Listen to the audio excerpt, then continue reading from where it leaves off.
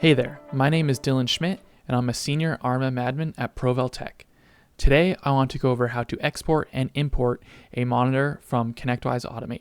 Please click the like and subscribe button in the bottom right corner so you never have to miss out on another video. Let's get into it. The first thing we will need to do to export a monitor is open up our monitors. So we can do that by going to Automation and then Monitors. Here, I'm already on the Internal Monitors tab, and I have searched for the monitor I would like to export. From here, I can double-click the monitor, select Export in the bottom right, and then choose the name of the file that I would like to export it as. So in this case, just the name of the monitor is perfectly fine. Do also take note that monitors are exported as SQL files. So once we get confirmation that the export has been successful, now we can either make our changes and feel comfortable that we have a backup to roll back to, or if this monitor were to ever be deleted, like that, we have a export that we can then import back in. So to import a monitor, what we want to do is go to System, General, Import, and then because monitors are exported as SQL files, we want to select SQL file.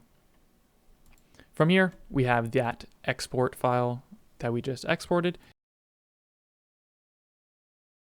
And once that is done, we can now refresh this monitor's page and see that this is back.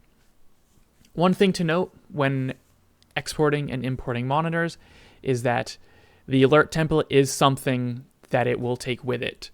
But if you're using a custom alert template that is not one of the defaults, like default do nothing or default create automate ticket, there is a possibility that it does not map correctly. So to be safe, best practice before exporting a monitor is typically to set the alert template to default do nothing. And once you save that, confirm that save has taken place, you can export from there. Thank you for watching.